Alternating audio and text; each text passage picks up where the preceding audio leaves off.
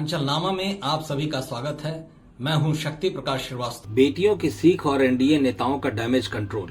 NEET विवाद ने भाजपा और उसके सहयोगी दलों को एक ऐसी असहज स्थिति में ला खड़ा किया है जिसकी शायद किसी ने कल्पना भी नहीं की होगी। विपक्ष के हमलों से इतर इस बार सवाल सत्ता पक्ष के नेताओं के अपने घरों से उठे। आसाम और ओडिशा में भाजपा और एनडीए से जुड़े दो वरिष्ठ नेताओं की बेटियों ने छात्रों के पक्ष में खुलकर अपनी राय रखी। इसके बाद पार्टी नेतृत्व को डैमेज कंट्रोल के लिए सामने आना पड़ा। इस घटनाक्रम ने यह भी दिखा दिया कि नई पीढ़ी अब राजनीतिक पहचान से अधिक मुद्दों को महत्व दे रही है।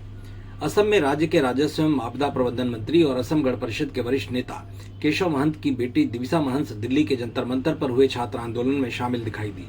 उन्होंने कथित नीट पेपर लीक मामले को लेकर तत्कालीन केंद्रीय शिक्षा मंत्री धर्मेंद्र प्रधान के इस्तीफे की मांग का समर्थन भी किया। प्रदर्शन के दौरान उन्होंने केंद्र सरकार और छात्रों के खिलाफ हुई पुलिस कार्रवाई पर भी सवाल उठाए। मामला सामने आते ही विपक्ष ने इसे भाजपा के भीतर असहमति का संकेत बताते हुए सरकार पर हमला तेज कर दिया। स्थिति को संभालने के लिए असम के मुख्यमंत्री हेमंत बिस्वा शर्मा को आगे आकर मोर्चा संभालना पड़ा। उन्होंने साफ कहा कि वयस्क बच्चों के विचारों और उनके राजनीतिक फैसलों के लिए माता पिता को जिम्मेदार नहीं ठहराया जा सकता। उन्होंने यह भी स्वीकार किया कि आज के समय में बच्चे कई मामलों में अपने माता पिता से अलग सोच रखते हैं। हालांकि उन्होंने प्रधानमंत्री नरेंद्र मोदी के खिलाफ की गई कथित टिप्पणियों को अनुचित बताया, लेकिन साथ ही यह भी स्पष्ट किया कि इसके लिए मंत्री केशव महंत को निशाना बनाना उचित नहीं है।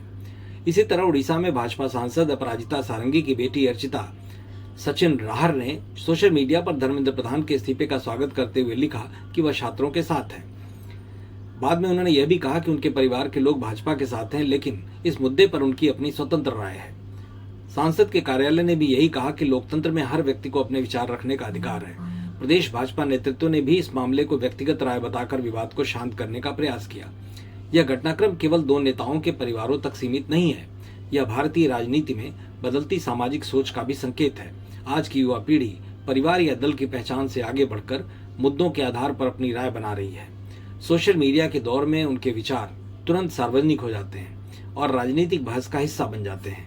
ऐसे में राजनीतिक दलों के लिए अपने नेताओं के परिवारों की निजी राय को नियंत्रित करना लगभग असंभव होता जा रहा है। इस तरह से नेताओं के अपने परिवारों से उठी आवाजें भी अब राजनीतिक विमर्श को प्रभावित करने लगी हैं। लोकतंत्र की यही सबसे बड़ी खूबसूरती है कि वहां असहमति व्यक्त करने का अधिकार सबको है।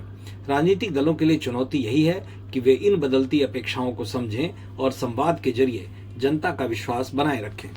यही किसी भी दल के लिए सबसे प्रभावी डैमेज कंट्रोल साबित हो सकता है। मतलब की बात में आज बस इतना ही। कल फिर मुलाकात होगी इसी समय, इसी चैनल पर। तब तक के लिए नमस्कार।